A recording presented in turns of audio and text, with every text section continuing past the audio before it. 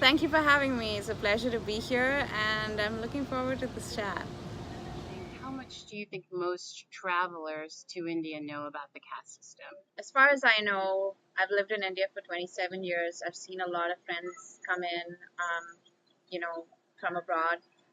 I don't think anybody really understands the caste system. They encounter it every day, and there's no way that you can escape caste realities in India. But I don't think people think too much about it. I don't think they truly understand it. And I think that's a little bit of a problem.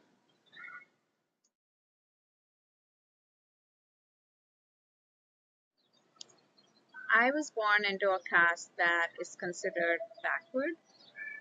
To give you some context, in the Hindu religion, the idea of caste is actually a lot to do with social divisions according to one's position in society. So there are four main castes, ranging from Brahmins, who are the priestly caste, to Shudras, who are the now oppressed classes, but rather classes that are engaged a lot in labor intensive work.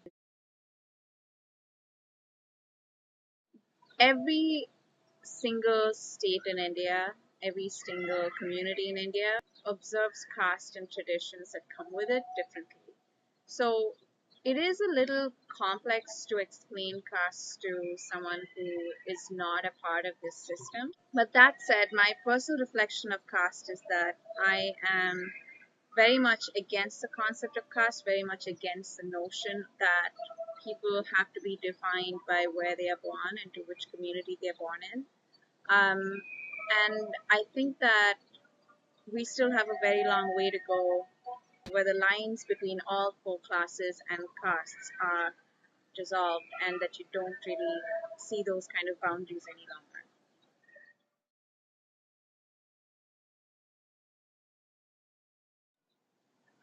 I think that there is a lot to consider when people visit India because they have an opportunity to drive change, to shake off some of the perceptions that Indians have over each other.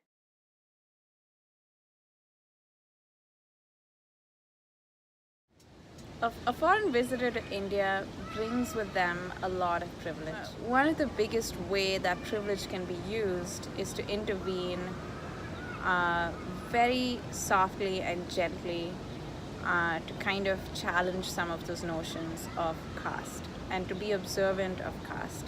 For instance, um, the way one treats a person who is, sweeping the streets, uh, the way one treats someone who takes your plate away.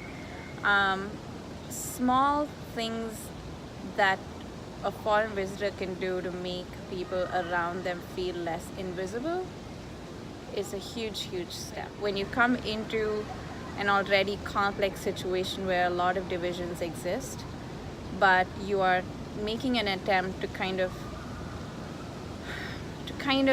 just work through that prejudice that exists in the room, it makes a big difference. But I think that it's very important also to be to be aware of when that can be done and when that would not be seen as when that would not be just seen as something that is right. Caste is a very difficult conversation to have with anybody, and you don't want to be in a position where you are looking down upon someone else. Don't necessarily go to a person's home who's invited you in for dinner and then look down upon them, because their experiences in life are pretty much going to be different from yours. The idea of the caste system is not going to disappear over dinner. So that's something to keep in mind. It is okay to engage your host in conversation, to ask questions, but don't try and tell them what's right and wrong.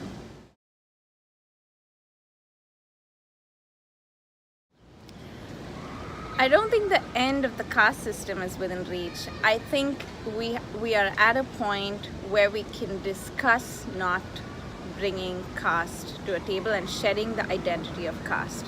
A lot of Indian Hindus that I know are at least at least in urban circles, there's definitely a lot of people there are definitely a lot of people questioning the notion of caste and how they observe caste in their own life. But that doesn't speak to 1.2 billion people in India.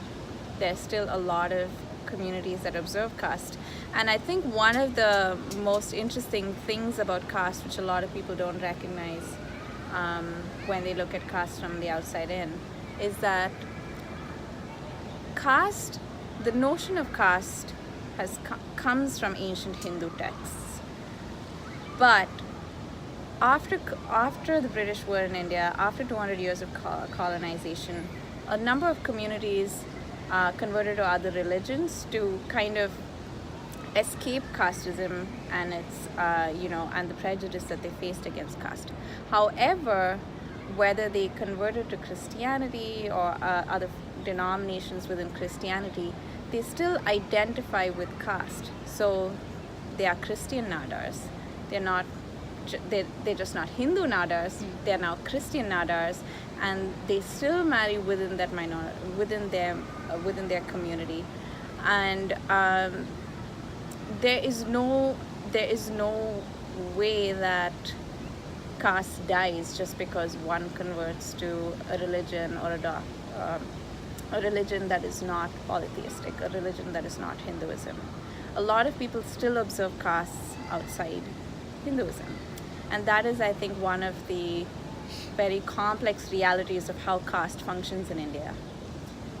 So I wouldn't say that the end of casteism is near, but I think the conversation of caste has come to the table from where it wasn't even on the table a few years ago, but now it is, and I think that's a huge step forward.